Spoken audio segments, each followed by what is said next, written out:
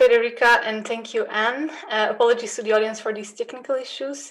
I'm definitely optimistic with the fact that there's progress, but I think both of you have shown that there's a lot of work still to do. It seems like Horizon Europe has some ambitious plans, so I'm very curious to see those unfold and also to see the new She Figures report, with hopefully some indications also of the impact of the COVID pandemic in there. As I promised, next we will dive into some more concrete actions that have actually contributed to the current progress and that will provide further suggestions for the future. First, we will hear from Pavel Ovseko, Senior Research Fellow at the University of Oxford, who will talk about the Male Champions for Change initiative. Following this, Marta Agostina, ULife coordinator, will share an overview of ULife's approach to institutional change. And finally, Mo O'Brien, equality and diversity leader at Cardiff University, will talk about the training course LGBT+, Inclusive Learning Environment, bringing another important aspect to this discussion. Thank you all for joining us. To the audience, please do keep questions coming during the presentation so that we can dive right into the discussion after we've heard all contributions. We have lost a bit of time, so we really like to get right into that after the last contribution. And that being said, Pavel, I will leave the word to you.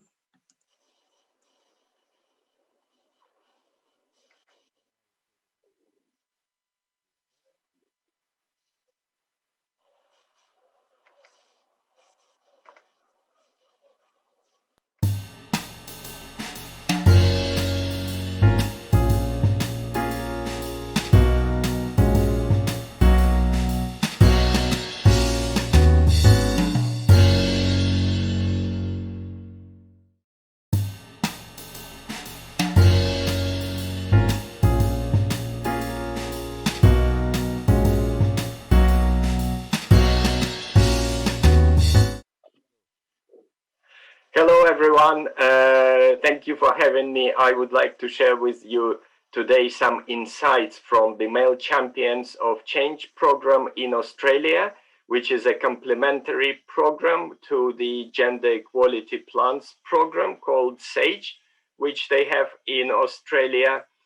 And the main point of having the Male Champions of Change program is that so far, and despite holding power and influence to create substantial change, men have been notably excluded from efforts to advance gender equality in STEM and engaging decent and influential men to work beside women to accelerate gender equality in STEM has become a major priority in Australia. To this effect, the Australian federal government now supports two complementary national programs, the Science in Australia Gender Equity, or SAGE program, which is based on the Athena Swan model in the UK, and a native Australian program called the Male Champions of Change. It is a program that brings together senior male leaders from industry, government, universities, and research institutes to listen, learn, and lead through action to accelerate progress on gender equality. And as you can see on this slide here, there are chapters of the Male Champions of Change program in every industry, and some of the leaders are really high profile and lead top-notch organizations in Australia, from industry to universities to research institutes. The strategy of Male Champions of Change is based on creating a coalition to achieve change on gender equity and putting their organizational resources to do this. They meet 4 times a year as a group and work together to identify and implement progressive high impact actions. They share their experience, data, and reflect on their leadership using the Leadership Shadow tool, which I will introduce later on. They also agree on shared purpose, clear priority, and publicly commit to using their leadership and resources to advance gender equity, and using their own organizational resources. They also establish a support team that works with them to ensure that they deliver on their publicly stated commitments, and overall they act as critical actor leaders. This is quite important from the theory of change point of view. I've already mentioned gender equality action plans, and generally they are created by a group of individuals in an organization or by a committee or a high-level task force, and the aim is to achieve a critical mass of women across all career stage in order to advance women to leadership position and make this institution a better place for everyone. So the idea here is that as soon as the percentage of women in an organization rises about 30-35%, then they would automatically bring in change to change culture, and we would achieve equity. However, this theory hasn't come to fruition, because in many fields now we have a percentage of women higher than 30-35%, but still there are barriers to career advancement. And here come the male champions of change. Their theory is based on a different assumption. Their assumption is that unless there are people at the top of the organization who are prepared to individually commit to accelerate gender equity change, it won't happen by itself. And one particular tool, as I mentioned, that the male champions of change use is called the leadership shadow. The staff of male champions of change, who are qualified consultants and psychologists, conduct interview with every leader in order to understand where they stand on gender equity and how they can accelerate change. The leadership shadow tool has 4 dimensions: what I say, how I act, and what I prioritize and how I measure. And you can see on the diagram here some of the metrics indicators that they use to understand how it works. For example, what I say through interviews, leaders reflect on their values, what kind of message they give continuously in their organization, how they deliver a compelling case for gender equity, and whether they provide regular updates and celebrate their progress. And you can see all other metrics and indicators of these 4 dimensions here on this slide. And just to recap, the main takeaways from my presentations would be, first, engaging with leaders and making leaders publicly commit to gender equity and commit their organizational resources is a complementary strategy to gender equality action plans. The leadership shadow might be a useful tool for leaders, regardless of gender, to understand where they stand on gender equity and how they might take action to accelerate change.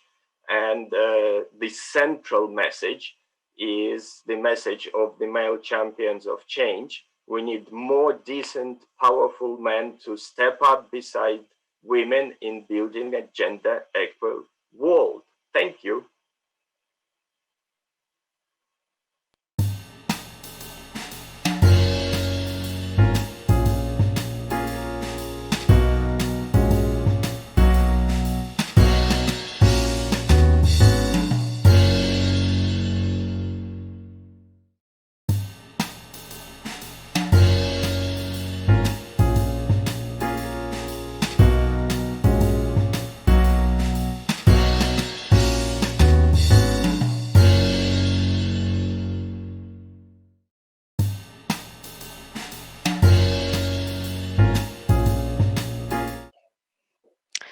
Good morning, everybody, and thank you, Pavel, for the nice presentation before. I will focus on life experience regarding drivers of gender equality at institutional level. I'm Marta Agostinho. I'm the coordinator of ULife. We are an alliance of 15 leading research institutes in the life sciences across Europe. And our mission as ULife Alliance is to improve scientific research, mainly by acting in two areas. One is to be a voice for research institutes in the European science policy, and the other one is to contribute to the best environment possible for our researchers to produce knowledge for society. And we do this by developing and sharing institutional practice among our institutes. And actually, gender equality is one of our core values, and it's a strategic priority. So in the first 5 years of ULife, we have dedicated quite a lot of time and effort to help equipping our institutes with knowledge, skills, and tools for actual change.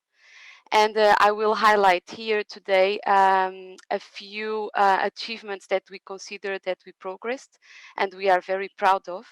And hopefully this can elicit also some discussion.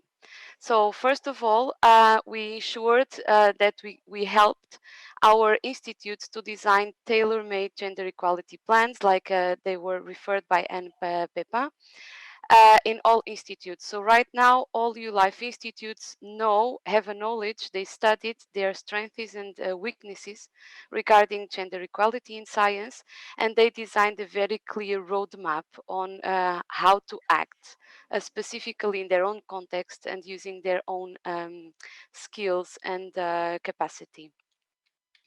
We also, given that recruitment is a very important part where we saw there were a lot of gender inequalities, we also worked on improving the equality in gender in recruitment by working with our human resources staff, by developing handbooks for recruitment and providing workshops for the staff so that we can ensure that we have more neutral and more equal recruitment processes across Europe, across our institutes. And since, like Federica Rosetta mentioned, since there is this glass ceiling for the careers for women researchers, we have developed a very successful program for career development for female researchers who are in the position to move for an independent position in research. So we developed what we call the Libre Career Development Compass, which is a program for our female researchers. And we also, also referring to what previous speakers were highlighting, we also put quite some effort in defining very simple and a few indicators that can help us keep measuring the change a long time across our institutions. So in a nutshell, this is what we consider what are the highlights of what we achieved in the first 5 years. And also, we are an organization which share best practices and we learn from each other, but we really do not want to keep what we learned for ourselves. So we have been also organizing workshops with other organizations to share the lessons learned and to help also others. And I would like to mention as well that some of our institutes participate in the ACT project, one of the community projects mentioned by Anne Pepin. Okay, so Karen asked us what do we think were like the enhancers of success of our approach. And one very important thing that we would like to highlight is that actually one of the enhancers of the success was that we had a collaborative approach, what I would call the alliance factor. Uh, we know for sure that none of our institutes would have progressed so fast individually. So it was because that we tackled the issue of promoting gender equality together in our institutions that we felt that we progressed so fast in the individual institutions. And this was also due to the fact that working collaboratively allowed us to create a very positive peer pressure. So as an alliance, we meet every 6 months and we keep up with each other. And it was very clear to see that the directors of the institutions, the staff of the institutes, they were very eager to show progress in gender balance and to keep up the pace of the progress of the other institutes. And this positive peer pressure was absolutely key for our progress. And as Pavel mentioned, for us, it's very clear that the leadership actively involved in gender equality is a crucial aspect to get things done. So we are very proud that our directors are really active in gender equality. They also have their own individual tasks to do in this aspect. And finally, one big enhancer of our success was actually the Libra Project, which means that the fact that we were able to make a consortium and get funded by the European Commission in Horizon 2020 was actually a catalyst to promote real change in a faster time. This is because it not only gave us the pressure to deliver, to have milestones and deadlines to deliver actual things, but it also allowed us to have dedicated funding to implement change. So this funding was not competing inside the institute with other pressing issues within the organization. It was dedicated to gender equality. And it also allowed to dedicate human resources to promote this gender equality. And last but absolutely not the least, it allowed us to collaborate with gender expert organizations. In our case, it is ASDO, who guided us on the right way to promote change. So this is really, really important because alone we would not have done what we did. So to finish, what are the challenges and the way forward that we see for our organizations that we hopefully can inspire the discussion for the scientific community as a whole? Well, strategically speaking, we believe there is a challenge of sustainability. How do we keep gender equality as a priority? And how do we keep all men and women on board? Also, there is this challenge of looking at gender equality in the broader context of diversity and inclusiveness, and at the same time having the right balance between the very different areas so that we progress in gender, inclusivity, and diversity as a whole.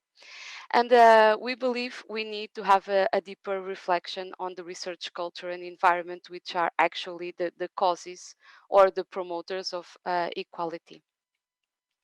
And as it was referred previously by other speakers, it is also very important to understand very well how we measure change with evidence-based systems and which time should we allocate for change. So it is not possible to change the culture of an institution after a 3 years project, but we cannot wait 30 years for change to happen. And finally, to go back to the to the theme of our session, how do we go from words to action? We really need commitment from the institutions, and we have a very clear proposal that we really need to hire people to implement this change at these institutions who have in their job description and in their responsibilities the promotion of gender equality. Without this, we feel it's very difficult to progress. And also we need the commitment of the funders to continue supporting transversal collaborative approaches, because in our case, it was the collaborative approach that made things happen much faster and more deeper. So thanks a lot, and this is what I have to say for now.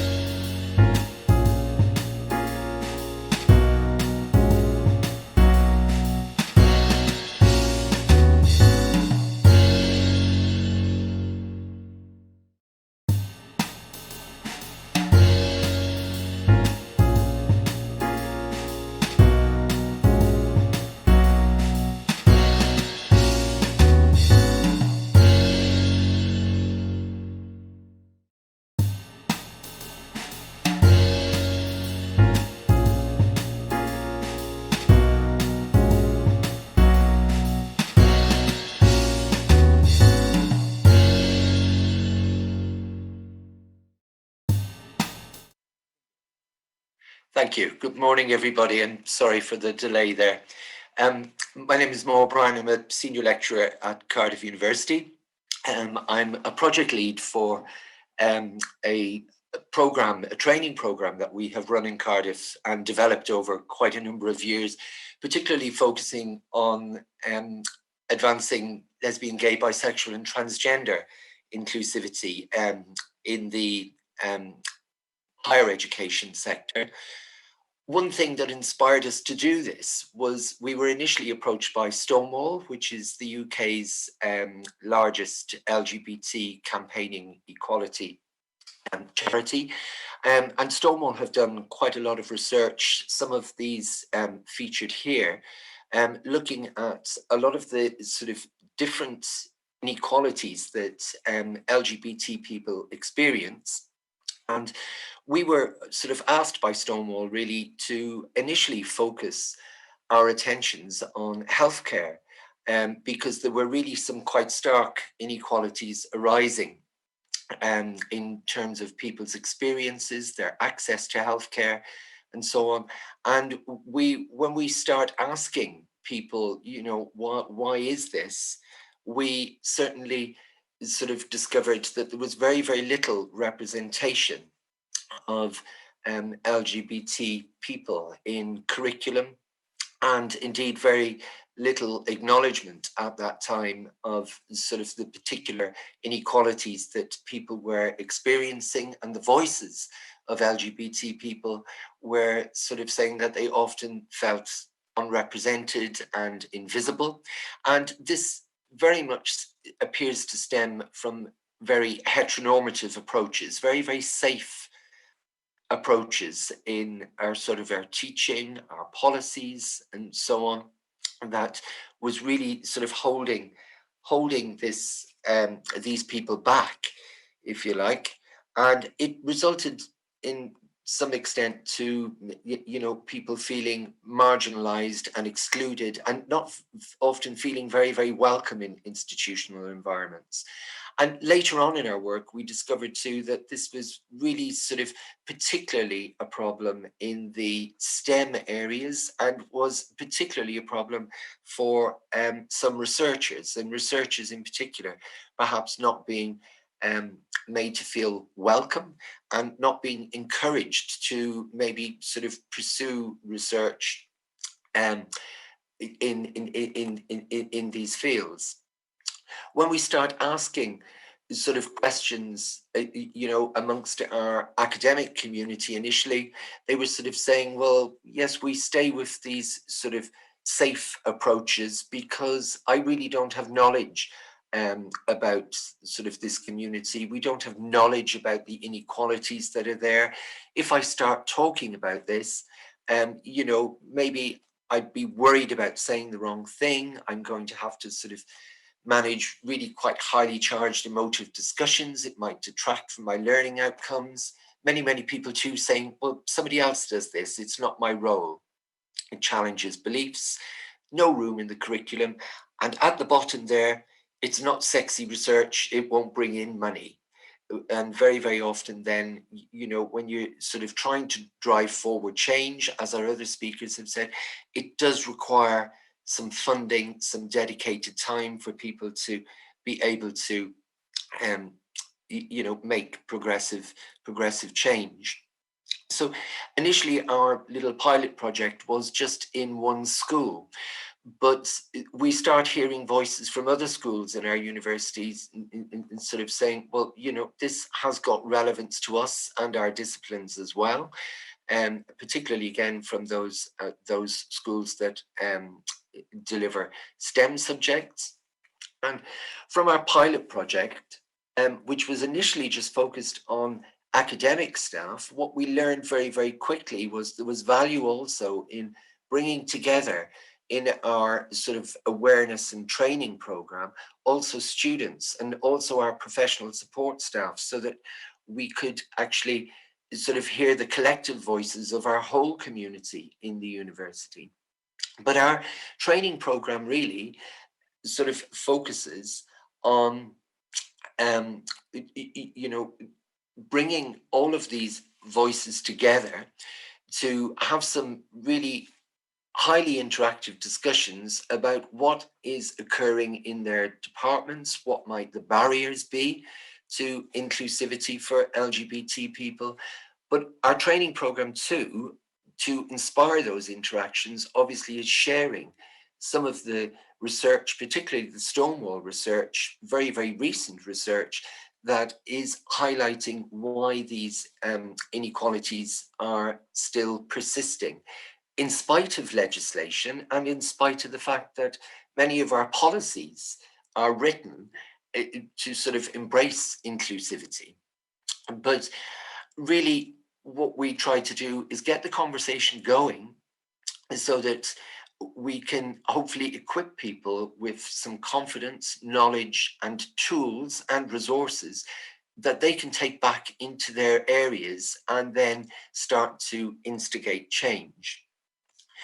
And of course, with this, it's important that, you know, we don't just attend a day and then go away with all this knowledge. We sort of ask people really to formulate an action plan, very, very simply along the lines of, you know, what are you going to stop doing in terms of maybe things that aren't progressing practice? What will you start doing? What will you continue doing?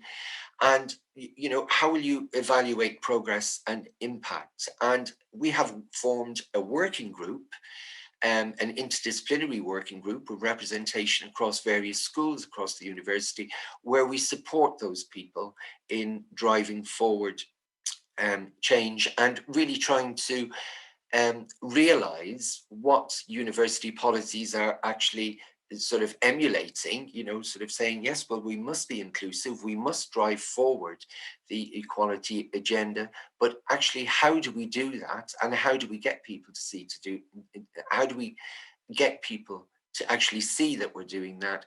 That involves these people who are really, you know, on the shop floor, as it were, doing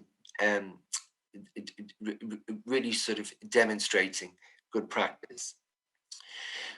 So what has happened at Cardiff is really, we know that sort of project groups can start. They're very, very often led by a couple of very, very willing people. But of course, what happens then is people change jobs, they move to different areas, and the project sort of maybe doesn't go as well as it should do.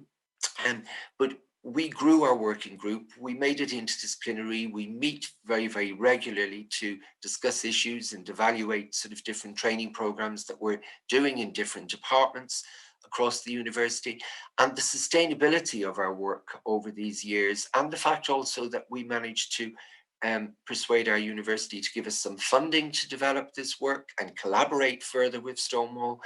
It has demonstrated interest from other UK organizations as well, in particularly in looking at our working group model.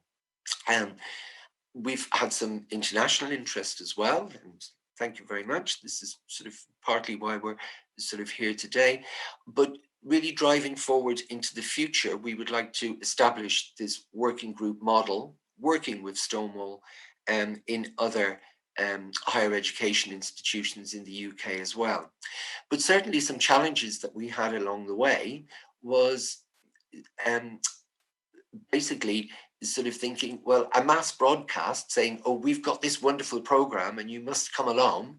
That didn't work very well. But what did work well was this ripple effect where people start attending the program and then those people telling other people about what we were doing and the value that it gave to them. So the word of mouth was certainly more effective.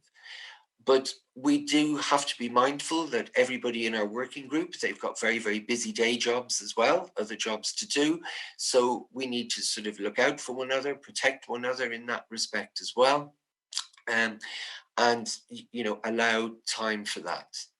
But we're certainly going to forge ahead. We found, similar to what other speakers are saying there as well, senior buy-in was very, very empowering. So going to top level and persuading them of the need of this need for change.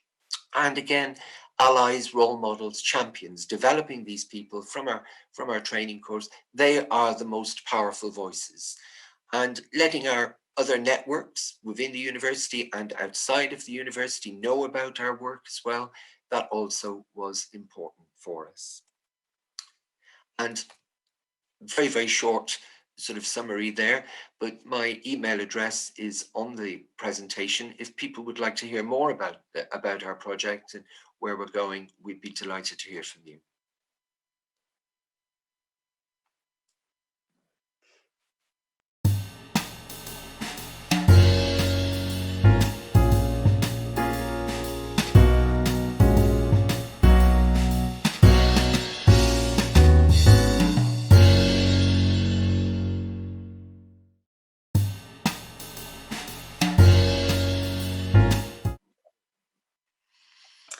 Thank you all for those wonderful contributions.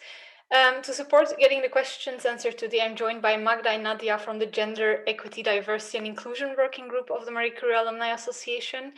Magda, I'll turn to you to throw a few questions from the audience immediately at the panel. But first, can I please urge the panelists to keep answers short and to the point? We really have very little time left for discussion. Magda, can you just give us maybe 3 questions and then I'll ask the panel to answer those. Hello. Yeah, okay. So I have questions for Marta. There is a question about if EU Life has actions to support researchers and research staff with disabilities, and if there is any indicator taking into account the health disability of staff in the partner institutions. And also if the alliance is built in the Libra project is sustainable after the end of the project. So those are 2 questions going to Marta.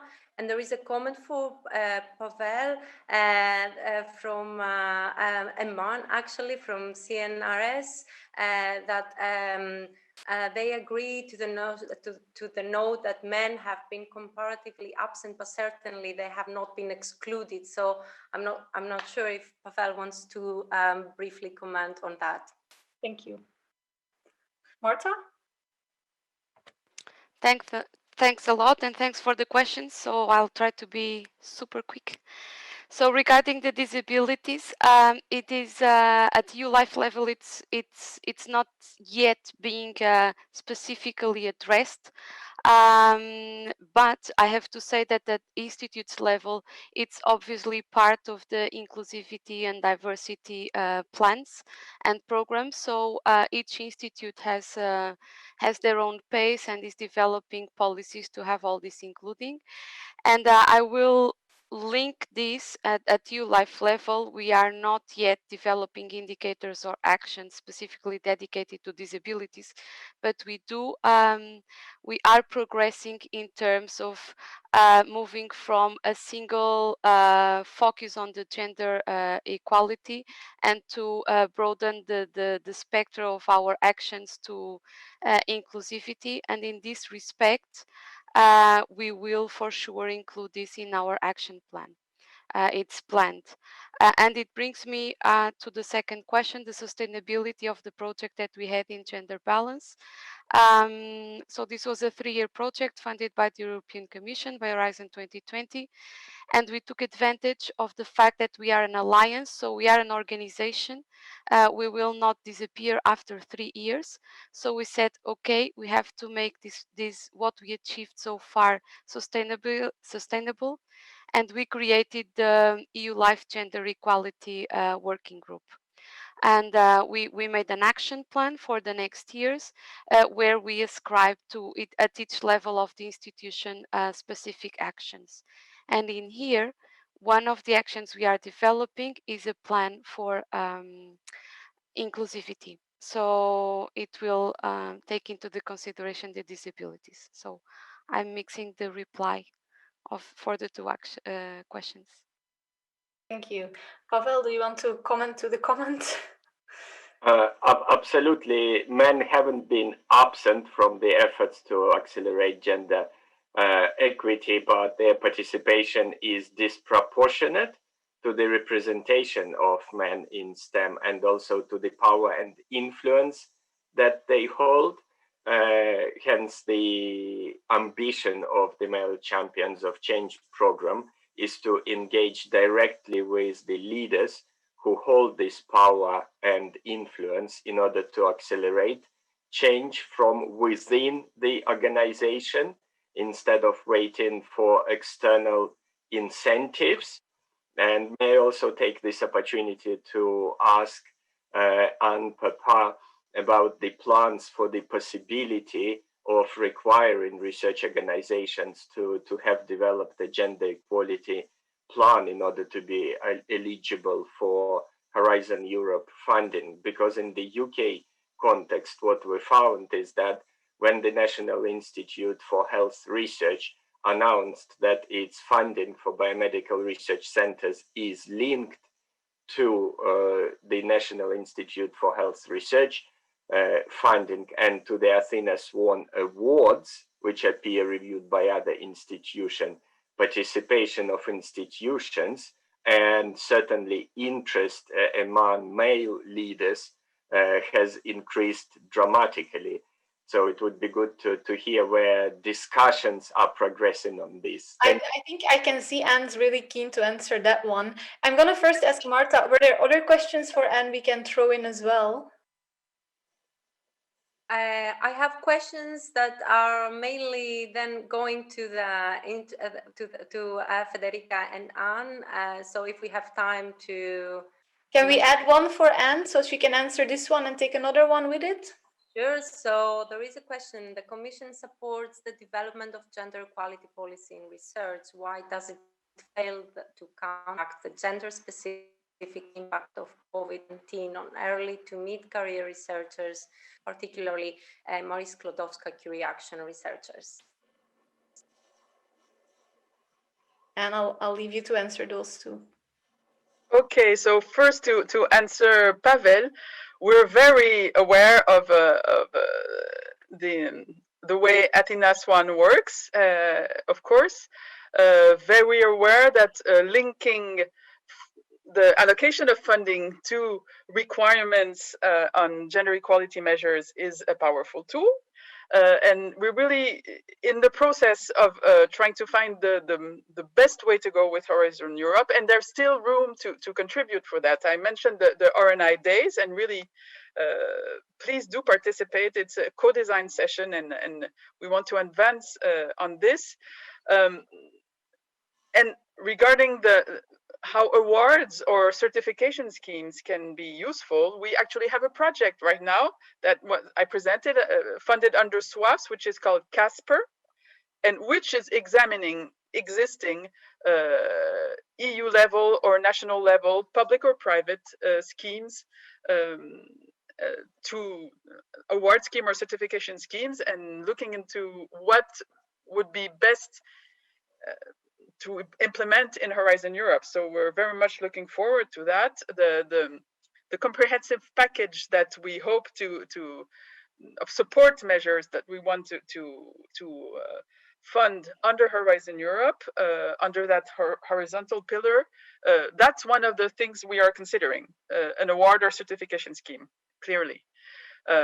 So with respect to COVID, so we did quite a lot in RTD very soon to try to look into the sex and gender impact of COVID-19 in the research itself. So we launched a special call for expression of interest on coronavirus, actually two.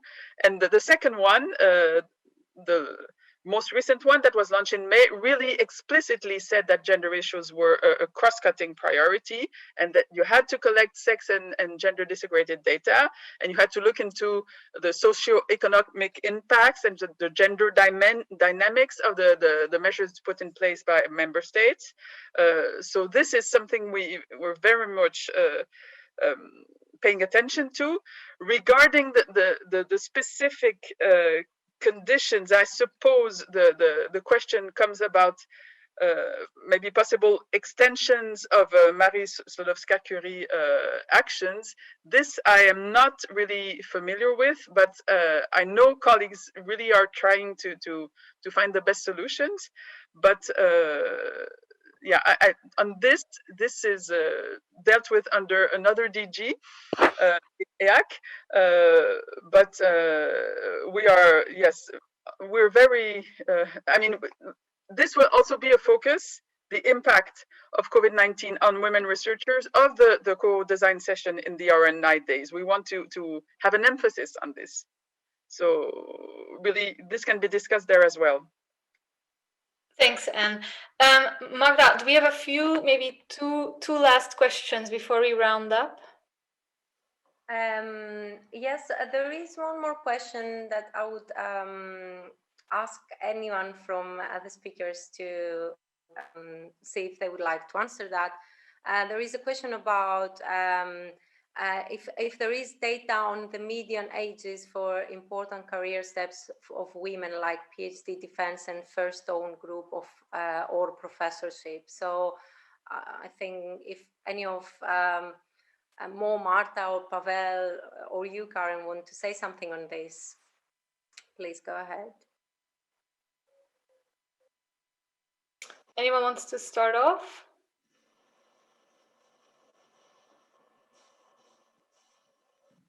Can you repeat the exact question, Magda?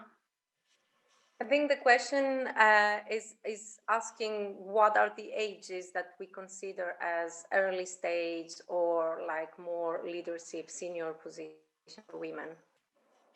I mean, a quick response from me is usually it's self-assigned. So people tell us usually when I'm collecting data where they classify themselves, because I don't think it's age related. I think, I'll very quickly try in another one. So I think we've heard from a publisher, we've heard from a funder, we've heard from institutional aspects. Who has the most power to actually instigate change? A very quick response from each of you. Marta, can you maybe start? Well, I mean, it's a very, I think the power comes from everywhere, right? So we all have the power to change our little square meter. And I think this is the most powerful message we have. We have to say, men and women, wherever position we are in position to change. Right. Going beyond that, I think, as we mentioned in several talks, I think the leadership has a very important role, really important role. And also having allocating resources. So funders have also a very important role to keep allocating resources for these transversal changes. Thanks. Pavel, do you want to add something? Yes, I would say the power lies where decisions about recruitment, retention, and promotions are made. And very often it's not at the institutional level, it's at the departmental level and at the level of principal investigators, at the level of people who hold the budgets of research grant or have access to departmental resources with regards to appointment and promotion. So reaching out and engaging with them through gender equality action plans is a great strategy, and it's working in the UK, where departments commit their resources, and they commit their resources because there are incentives to apply for funding from the National Institute for Health Research. So I would say activating change at the institutional or preferably departmental level is important, and so is providing external funding incentives or policy incentives is equally important, and that's why I'm so hopeful about Horizon Europe. All right, Mo? Yes, I can only but agree with all that, and certainly our experience too, what has really sort of driven forward some change was when we had the collective voices, not just of our academic community, but bringing also those professional support staff and students at different levels as well.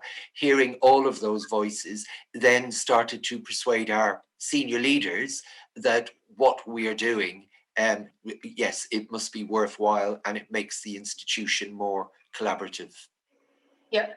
Federica, Anne, we have a minute left. If you can still summarize in one sentence. Yeah, in one sentence, I think from a publisher perspective, I mean, we have really a role to continue to provide the evidence base that is very important to really keep the pulse on what are the changes.